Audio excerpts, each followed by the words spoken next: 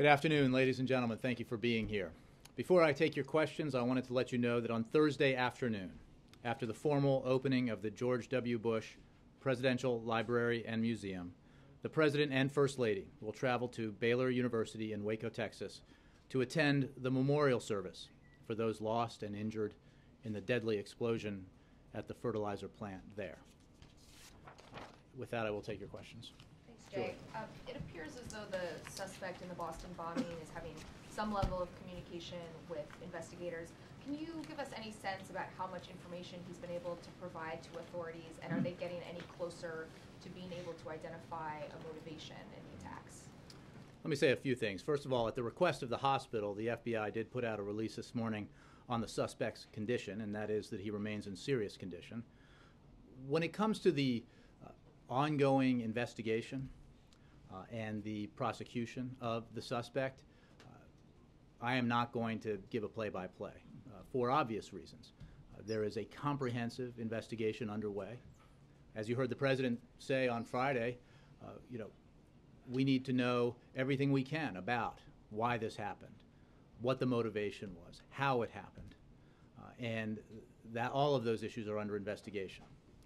As for the process that the Department of Justice and the FBI are using to move forward in the investigation, they can comment on that, but I think it is entirely appropriate when you have an investigation like this into a terrorist act that process be protected so that it is as effective as possible. Is the President, though, getting a play-by-play briefing on what authorities are able to get from this man at this point? Well, as you saw on Saturday, President Obama convened the National Security Council here in the Situation Room to review the events in Boston, and he was updated on the apprehension of Jakar Tsarnaev and the related investigation. He was also briefed by the leadership of the intelligence community about our ongoing efforts to combat terrorism and protect the American people.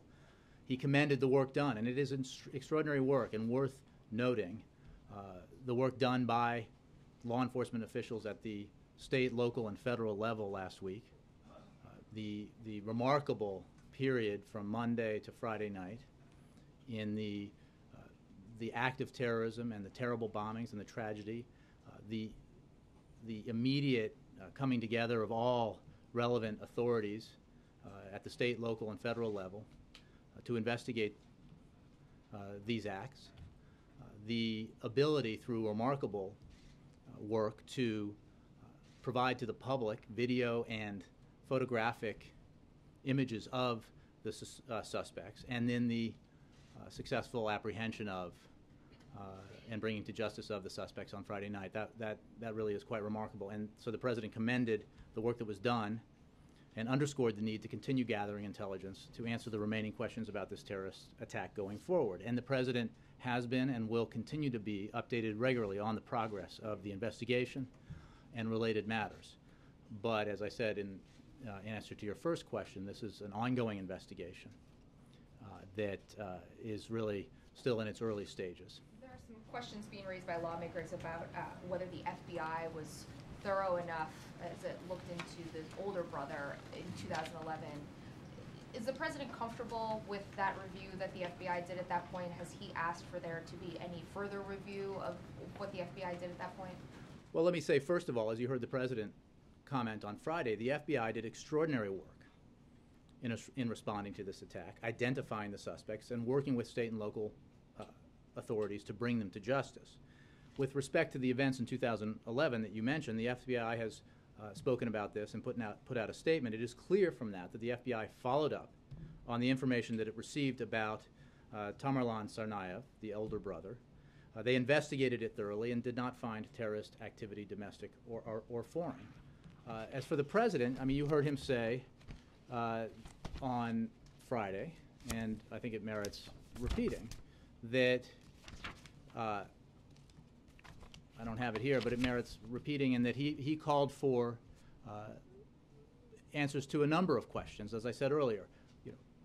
Why this was done, what the motivations were, how it was done, any possible associations that the suspects may have had.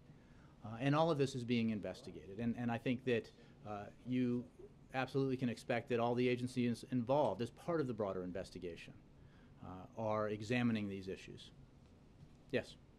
There's some chatter now that the immigration reform effort could be derailed because of what happened in Boston.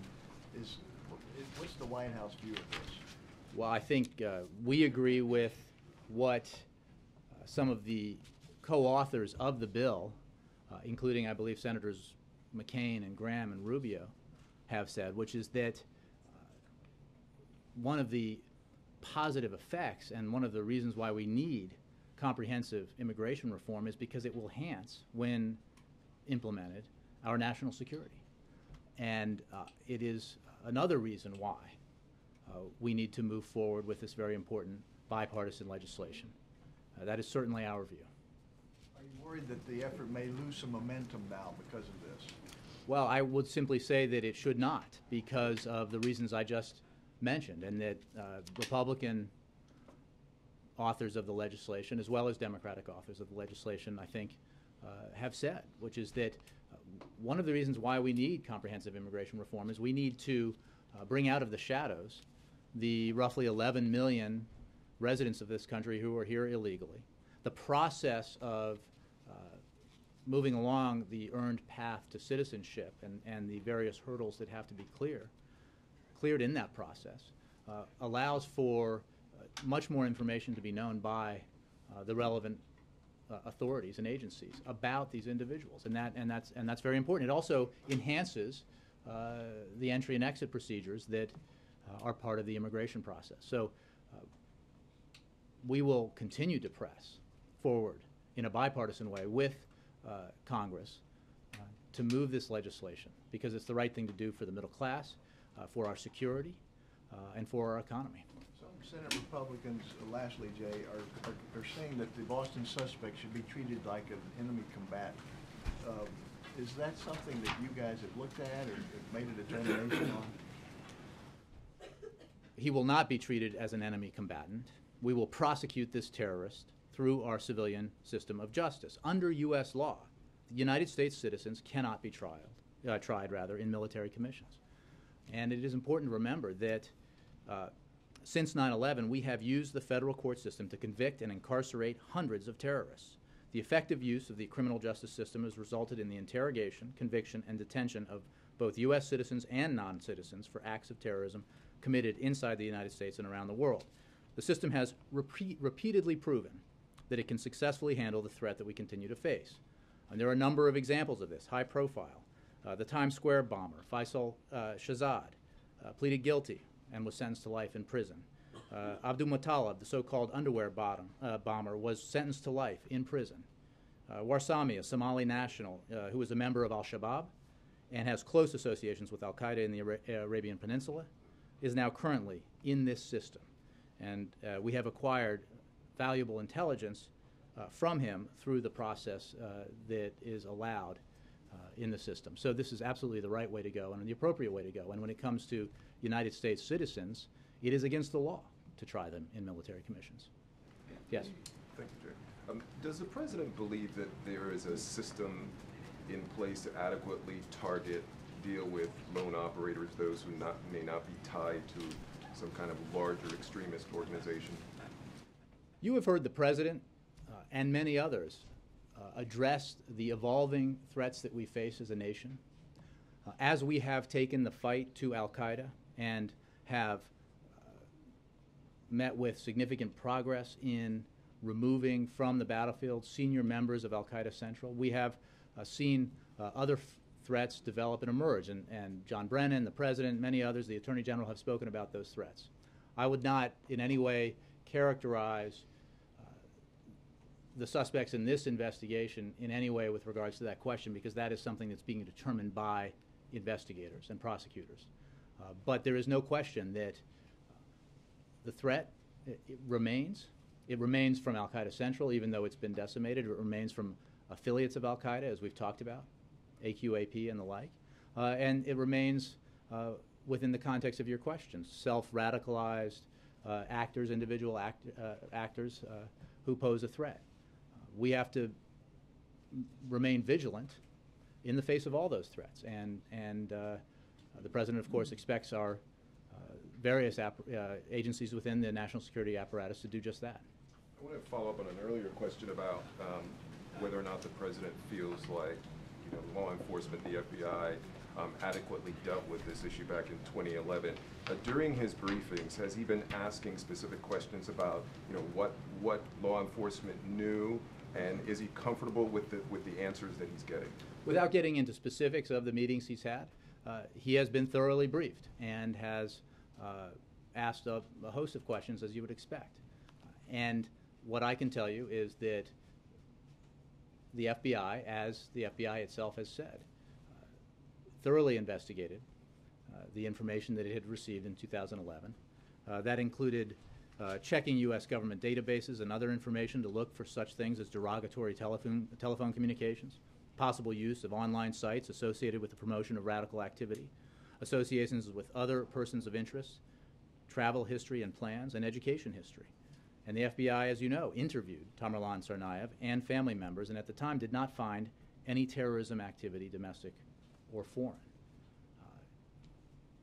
As part of the overall investigation into these two individuals, into the bombings in Boston, and obviously the events later in Watertown, there will be a whole picture, I think, put together to find out exactly what led to these bombings, the motivations that were behind them, any associations that may have existed if they did.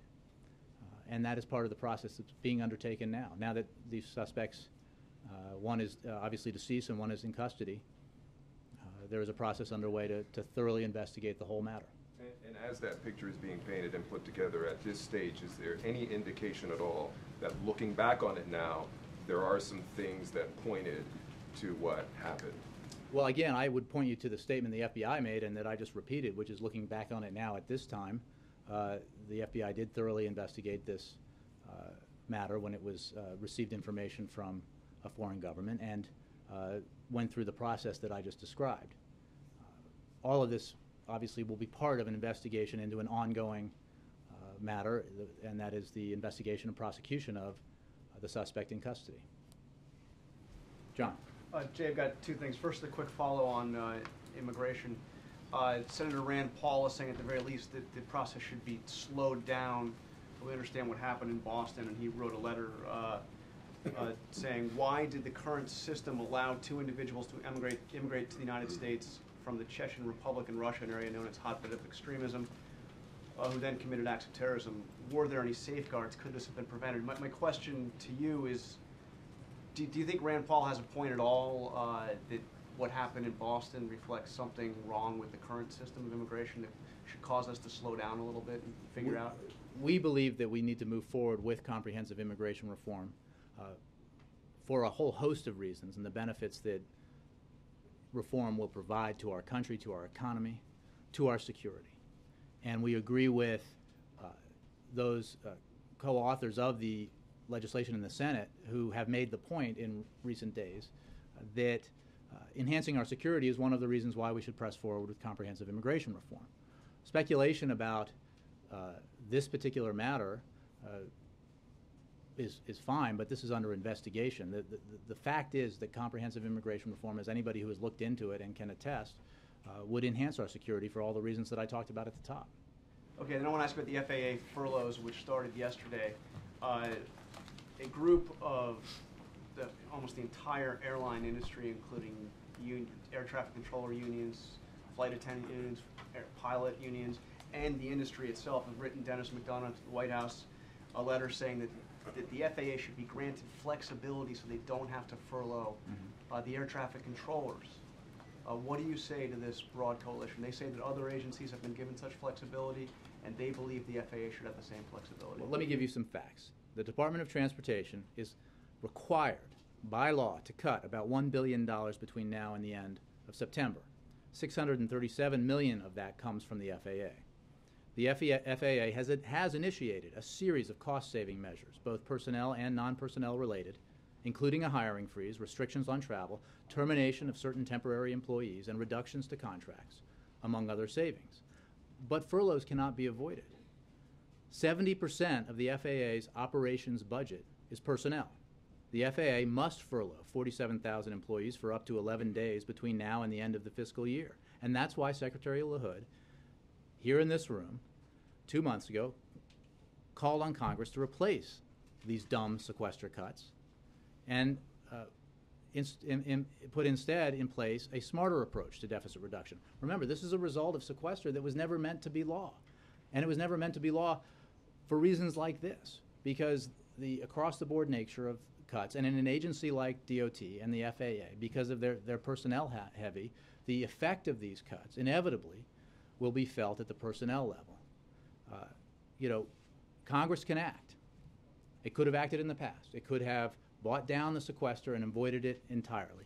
Congress could act now to do that. Republicans in Congress could decide that the victory party is over and it's time to get serious about the economy, get serious about the effects of the sequester on Americans across the country in a variety of ways, and either postpone it by buying it down or take up the president's balanced approach to broader deficit reduction that would eliminate the sequester entirely. But this coalition, again, it's the industry, it's all the unions. I mean, theoretically, they know a little something about how the FAA operates. They point out that the Bureau of Prisons, the meat inspectors, other agencies have been able to figure out another way. Are they just wrong? I mean, well, I think are they wrong? I think I enumerated the ways in which the FAA has already done what it could to mitigate the effects of the sequester. The FAA, unlike other agencies, is personnel heavy, and in the end, you cannot avoid, when 70% of your budget, of your operating budget, is personnel, you cannot avoid, when the cuts are as deep as they are in the sequester, the kinds of actions that are taken, these furloughs. That's the unfortunate fact of arbitrary across-the-board cuts like this. They affect agencies differently depending on what the makeup of an agency's budget is, what kinds of actions they can take within the law to mitigate the impacts of the sequester. In this case, those actions have already been taken. So it's an unfortunate result, and it is unfortunate just as those families whose children are no longer on Head Start or will not be on Head Start because of the arbitrary nature of the sequester's impact, those seniors who are not getting Meals on Wheels because they can't participate anymore because of funding cuts.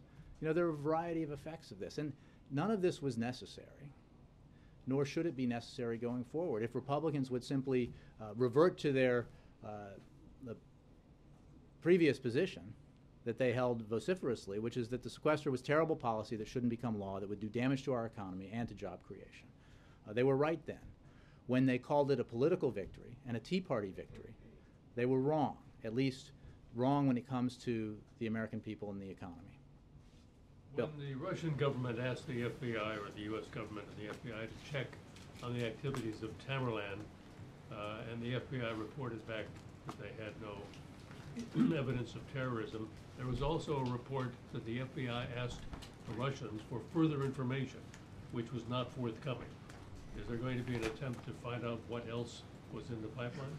Well, as you know, the President spoke with President Putin on Friday, and we have a useful cooperative relationship with the Russians when it comes to matters of counterterrorism. That has been true in the past and will be true going forward, we expect. And that coordination and cooperation is ongoing, and I think that applies specifically to this matter and broadly on a host of issues. It also applies to our counterterrorism cooperation with a number of countries, which is very similar.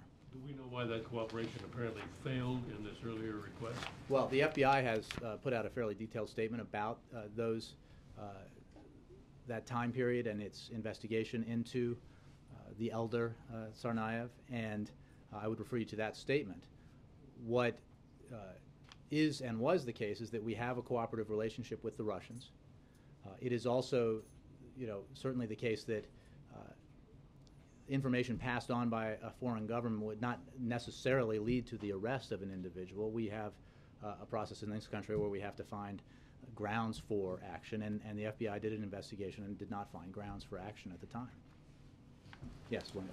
On another subject, what gives you confidence the agreement reached by the core group of the Friends of Syria this weekend will actually keep weapons out of the hands of extremists in that country?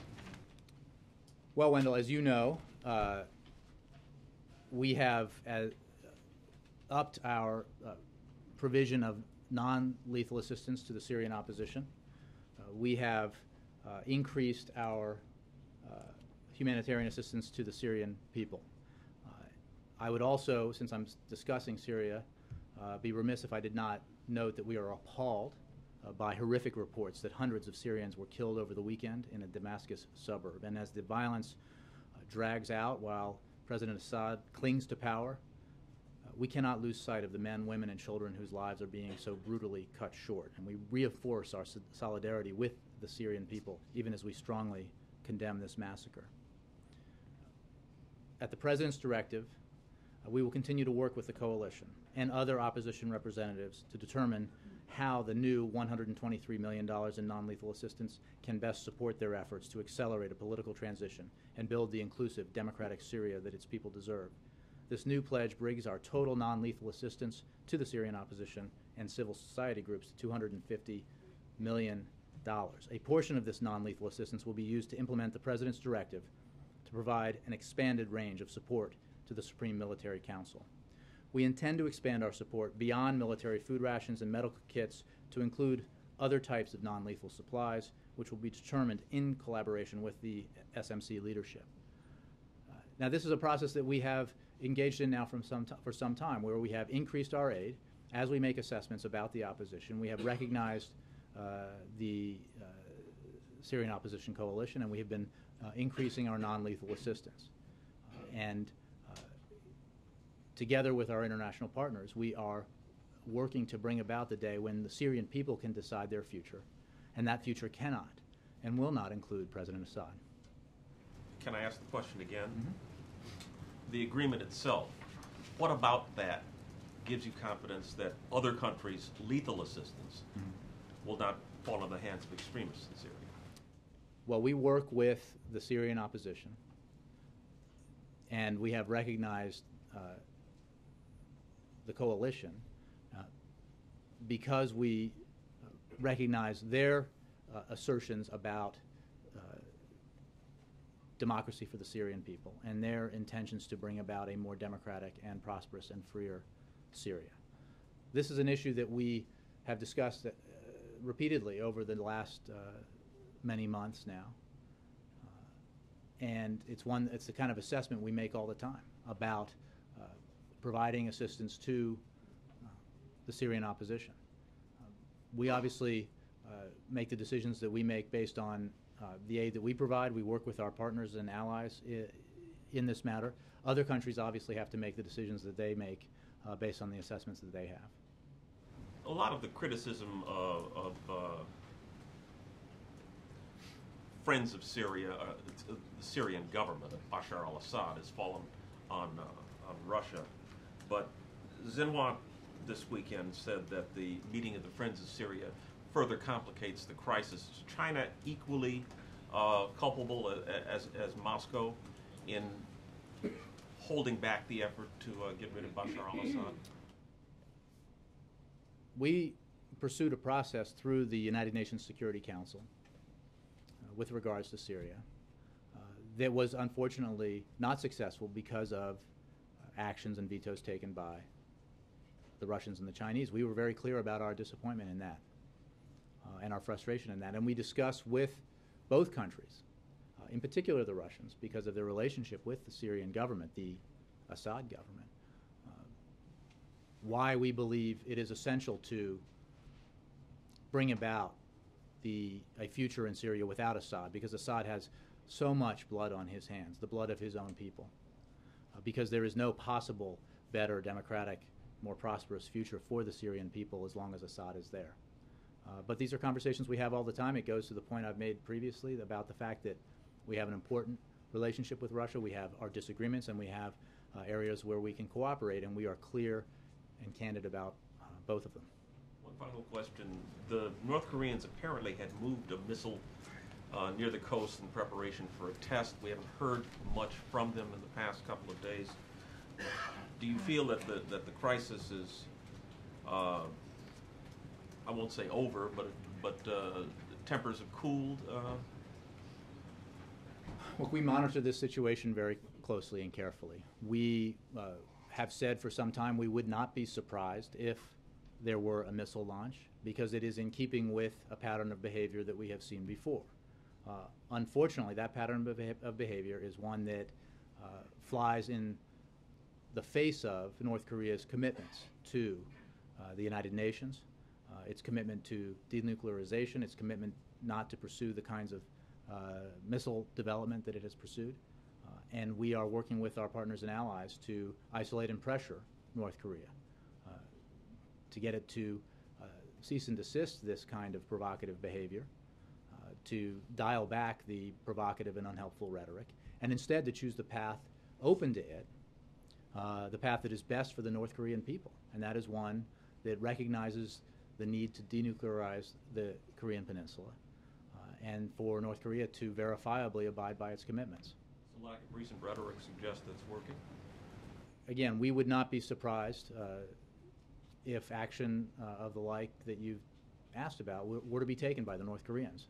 And we remain in a state of constant monitoring and vigilance with regards to all the developments that we have seen in recent weeks. So we're not in any way prepared to say that this episode or period is over. The fact is North Korea remains out of compliance.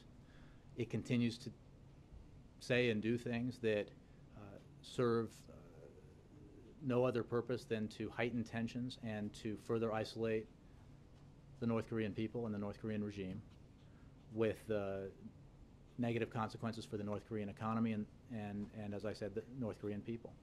So we will continue to monitor this. Peter.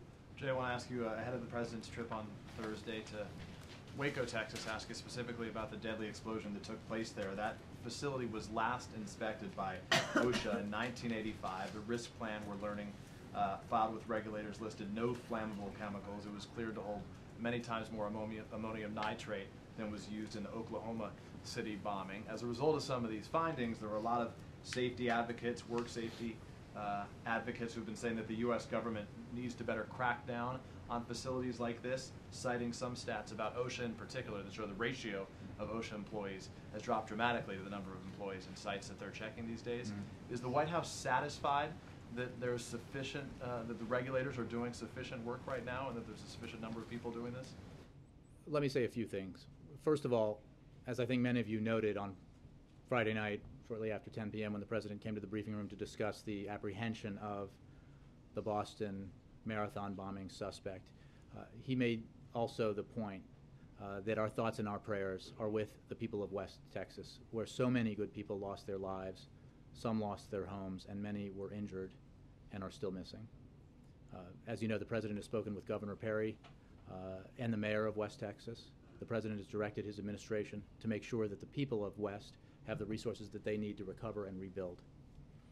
On Friday, the President approved an emergency declaration under the Stafford Act for the state of Texas, including public assistance for emergency protective measures and direct federal assistance. On the issue that you raise, this is currently obviously an active investigation. The cause is still unknown, and it is still too early to point to specific violations, if any. The National Response Team of the Bureau of Alcohol, Tobacco, Firearms, and Explosives, along with the National Criminal Enforcement Response Team and a criminal investigative team from the Environmental Protection Agency, are on scene to investigate the explosion at the fertilizer plant. Let's be clear, though, chemical plant safety is a high priority, and all of the relevant departments and agencies, including the Department of Homeland Security, the EPA, the Department of Labor, including OSHA within the Department of Labor, the Department of Transportation, and the U.S. Department of Agriculture, and the Chemical Safety Board continue to work together within their authorities to assess this tragic situation on the ground and provide technical assistance as requested. Just one follow-up. Sure.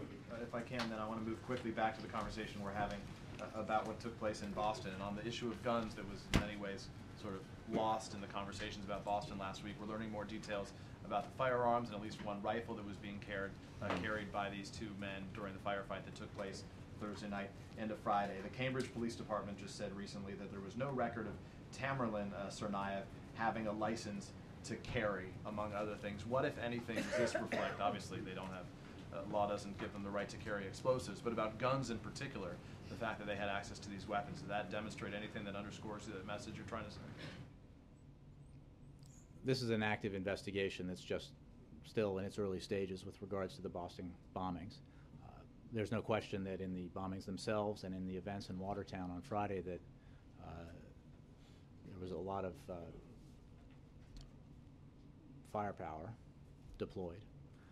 But beyond that, which is information that's obvious from anyone who was paying attention, I'm not going to characterize the investigation, and I'm not going to characterize what weapons may or may not have been recovered. On the separate matter of the efforts that the President spoke about last week, which is the need to continue to take common sense measures and make them law to reduce gun violence in America, the President remains committed to that. And it was a sad day, as the President said, in Washington when a minority of United States senators voted against not just a majority of the American people, not even a large majority, 90% of the American people who understand that expanded background checks, making better the system that already exists to prevent people who by law should not have access to weapons, was the right thing to do, and it remains the right thing to do. Peter. Thank you, Jay. This is a different issue. Does the President support legislation allowing states to require internet retailers to collect sales taxes? And if that were to pass, would he sign that into law? We believe that the Marketplace Fairness Act will level the playing field for local small business retailers who are undercut every day by out-of-state online companies. Today, while local small business retailers follow the law and collect sales taxes from customers who make purchases in their stores, many big business online and catalog retailers do not collect the same taxes. This puts local, neighborhood-based small businesses at a disadvantage to big out-of-state online companies. And because these out-of-state companies are able to cut corners and play by a different set of rules, cities and states lose out on funding for K-12 education, police and fire protection, access to affordable health care, and funding for roads and bridges. This administration has carefully considered the legislation, and our team has met with a broad array of people on the issue. And we have heard overwhelmingly from governors, mayors, and the business community on the need for federal legislation to level the playing field for our businesses and address sales tax fairness. The bill also provides an important exception for small businesses and has bipartisan support, which I'm sure you know. It is broadly supported on a bipartisan basis. And this is simply about leveling the playing field so that bricks and mortar businesses that depend on customers to survive are not playing at a disadvantage, competing at a disadvantage, selling products that others are selling online, but not collecting taxes. You ready for the question? I was, brilliantly prepared for the question. Yes, Peter. Jay, whose decision was it to try this terror suspect the way he's going to be tried in the civilian courts? This is a matter that's decided by the Department of Justice and the Attorney General, obviously, at the top of that. The whole national security team supports this decision. And let's be clear, there is not an alternative for a U.S. Citizen to be tried in a military commission by law. Did the President weigh in on this? The President has had many briefings on the Boston bombings, on the investigation, on the progress being made thus far. And he has been an active participant, but I'm not going to characterize his specific comments within those meetings except to say that the entire national security team that he leads is in agreement on this approach. Now, looking ahead on the Bush Library dedication, can you characterize what President Obama's relationship is with George W. Bush? I think that there is, and he believes that there is, a special bond between those who have served their country from the Oval Office. There's no job like it, and there are very few in our history who have held it, and there are fortunately a number of living ex-presidents, and the President looks forward to meeting with all of them. And he is firmly of the view that every one of his predecessors that he will be seeing in Dallas approach their job trying to do the very best for the country. That they all love their country and they're all patriots, and they made policy decisions based on what they thought was the right thing to do. How much has he relied on Mr. Bush for any advice? How often have you been in touch? Well, I'm not going to get into private conversations that the President has had with any of his predecessors, except to say that he looks forward to the event, and he had a nice, obviously, conversation with and meeting with former President George W. Bush when he was here for the portrait unveiling. But beyond that, I'm not going to characterize their conversations. Yes, Brad? Yeah, just a quick follow-up on that. What is the President's role on Thursday at the dedication? We'll get more details for you on that. Will he be speaking? Let me find out and get that for you. Yes? Just to follow up on the immigration questions relationship to Boston, what is it about immigration reform that might have had a connection to a case like this? I mean, how are these two men don't seem to have been in the shadows at all? I'm not making any assertions about this case with regards to immigration reform. I'm simply saying that it is a fact, as Senators Rubio, McCain, and Graham have been saying, and others, that our nation will be more secure if we enact comprehensive immigration reform, that there is a national security benefit from implementing this legislation. It will bring out would have made any again, I'm have any not, effect on this. I have tried hard in answer to some of these questions about specific matters related to this investigation to back up and not characterize or color anyone's views, at least with regards to the White House, on that investigation, but to make broader points about, in this case, immigration reform, about the need to look into the whole array of questions that are raised by the Boston bombings, including motivations and possible associations, again, without making any assertions specific to this case. Zach? Jay, last week at this time, there still seems to be some hope in the White House that the background check bill could pass. Since the failure of the bill, has the White House done any kind of look back at what went wrong, what could have been done better? And a second question related to that, what's the next concrete step the President will take to try to revive this legislation? I don't have a legislative plan to present to you. If I did, I might not present it. But let's be clear, what happened? 90% of the American people were in favor of one thing. A minority of United States senators derailed that. What the President made clear in the Rose Garden is that this will happen. The time will come when this legislation passes, when we expand and improve our background check system, because it has to be done. It is common sense. Americans across the country from different regions, rural and urban, red, blue, and purple states, support this approach. And it will happen. As we have seen in our history, sometimes Congress takes a little bit of time to catch up to the American people. This is one of those times. I don't have a specific next step to tell you about. I know that we are continuing, obviously, to implement the 23 executive actions that the President made part of his comprehensive proposal to reduce gun violence. But we will clearly, as Senators Reid and Manchin and others have said, continue to pursue legislative remedies that are common sense, that respect our Second Amendment rights, that have the support of the American people, because they are very common sense about this, including gun owners who support expanding background checks. I think you heard from, in an editorial, Gabrielle Giffords, a remarkable expression of disappointment and commitment to action. And that is, those are sentiments that the President shares. On the legislative strategy component of this, is there any look back at why the President was unable to convince enough members of his own party as well as Republicans to vote for the bill? Look, we are absolutely, well, let me say two things. One is, this just happened, and everybody here worked, from the President on down, worked hard to bring about this action on legislation that, in the end, Congress has to vote on. The fact is, and I've noted it, and the President noted it, and it is, I think, essential to recall that this is an issue that 90% of the American people support. It is an issue that 90% of Democrats voted for, and one that 90% of Republicans voted against. So 90% of Republicans voted with 10% of the American people. So there is no question the President's disappointed with all those who did not vote yes.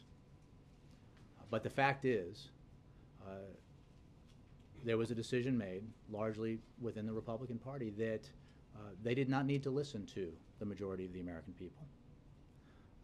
And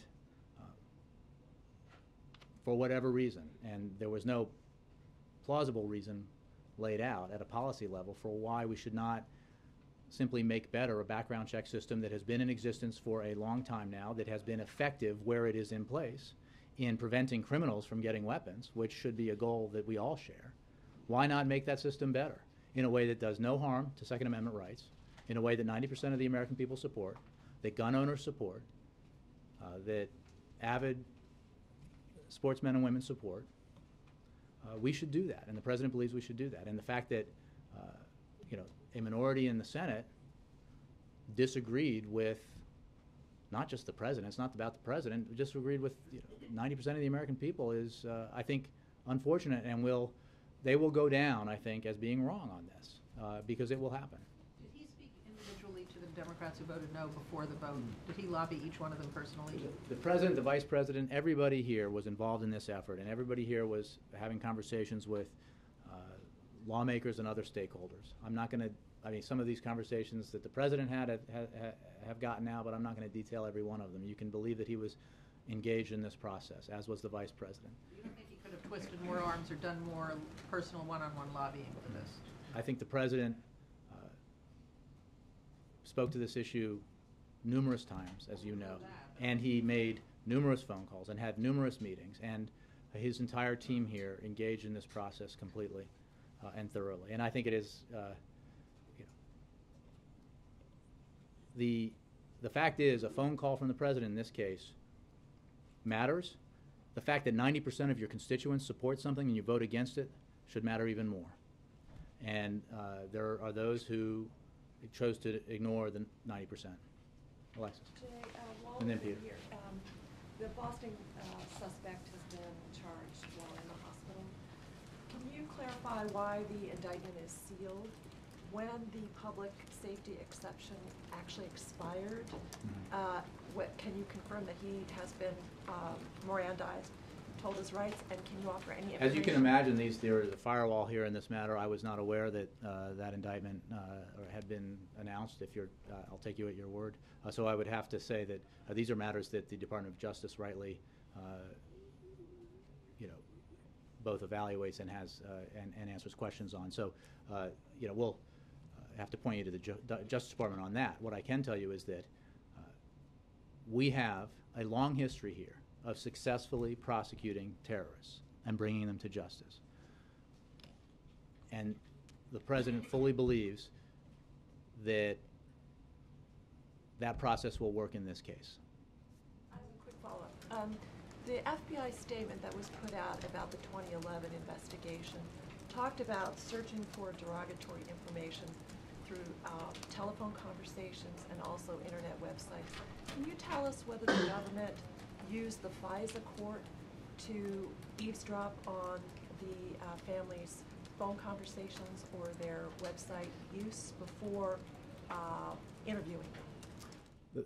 The FBI conducted a thorough investigation. It made inquiries. It had interviews with, interrogated both Tamerlan Tsarnaev and his family members, and did a search for derogatory information, any connection to terrorism, foreign or domestic, and it made the assessment that it made. For more than those many details, I would refer you to the FBI. Jay, can I just follow on that, on the Miranda And then, sorry, Peter, issue? Did you say you don't know if the suspect has been Mirandized yet? Again, this happened while I was up here. Okay. And can you also say, has the President been personally involved in conversations about when that should happen? I can tell you a couple of things. One, the President has been regularly updated. Two, not commenting on the specific case. It is a fact that the public safety exception to Miranda allows for law enforcement to quickly interrogate a suspected terrorist without giving Miranda warnings under certain circumstances to gain critical intelligence and national security information. Again, it is not for me to characterize the specific procedures in place in this investigation in its early stages and this prosecution in its early stages. But it is important to note that that public safety exception exists and why it exists. Peter, did you change your mind?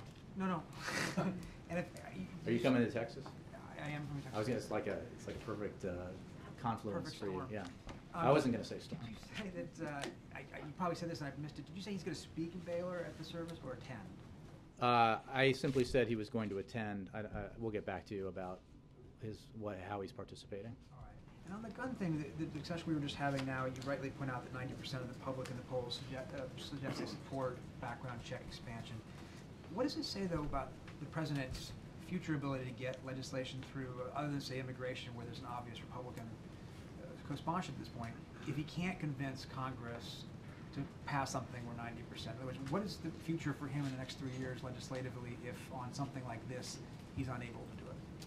Well, let me say a few things. One, we made clear from the beginning that this would be difficult, that all of these pursuits legislatively had not come to pass, had not been successful in the past, precisely because of the obstacles that exist. And unfortunately continue to exist, and presumably led a minority of United States senators to vote against the vast majority of the American people. But this president will continue to push on that front, as well as on all the initiatives that he has put forward to help our economy grow and create jobs, as well as on comprehensive immigration reform, which, again, we are very pleased with the progress, but nobody should be making any assumptions about the fact that this, too, is challenging work, and we remain committed to working with the Congress to bring it about. You know, it was the case during the discussions about legislation to reduce gun violence that at various times it was conventional wisdom that one of at least two, the background checks or limiting the capacity of ammunition clips, would be easy. Well, and you're shaking your head, Mara, but I got those questions. Well, that's in the bag, but what about the assault weapons ban? So the fact is, this is hard because there are institutional reasons, there are political reasons, and there are other, I'm sure, personal reasons for why senators chose to vote against the vast majority of the American people. But we will continue to press the case. And this president made clear on Friday that this is just round one of this fight, that this will happen, because it's the right thing to do, and it's entirely common sense, and it would result in lives being saved, and that's what we should be about. Well, as I said before, I don't have a legislative strategy to lay out to you today, but there will be a round two, and there will be continued effort by this administration, and more importantly, by the American people who want this done, and by advocates like the Newtown families and Gabrielle Giffords, to make it clear that it is unacceptable when the United States Senate defies the will of the American people in the way that they have. Have to wait until after the midterm, though? I'm sorry? Is that something we have to wait until after the next midterm? Oh, I wouldn't. I would not predict that at all. I think that we need to press forward and make it clear that, most importantly, through the voices of the American people who support this sensible action, that they are not happy with the result. They are not happy with a Senate that entirely dismissed the position of the vast majority of the people. Thanks, Jay. Maybe we follow on both. Jim, I'll give you. Yeah. Continuing on the gun issue, does the president have a philosophical objection to using his power of the presidency? As the American public has just been educated by the Lincoln film, where President Lincoln used those threats almost against people in Congress.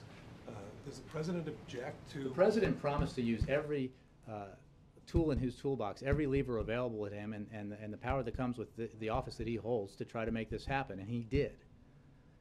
And part of that resulted in the fact that the American people was engaged and made clear in red states and blue states and purple states that they wanted this done. And there was a decision by a minority of United States senators to buck the will of the American people. And as the president made clear, and I think remarks that reflected his passion on this issue in the Rose Garden, this fight is not over, nor should it be, because we need to do common sense things to reduce gun violence. And those who decide that it's politically safer to flout the will of the vast majority of their constituents, we hope will reconsider that position. Afghanistan. One more. All right, I think we've ended. Connie, I'll do this. Does the president have any stand on capital punishment in this case, or after capital punishment? And also, do you think this case will make it more difficult for Muslims to immigrate into America? On the first part, I will obviously not characterize any potential outcome to a prosecution that has not yet taken place. The president's views on capital punishment are known, and his support for it in particularly heinous instances is known, but I won't comment beyond on that. And obviously, we need an effective, comprehensive immigration system that is functional both for dealing with legal immigration as well as dealing with the 11 million illegal immigrants who are in this country. Thanks all.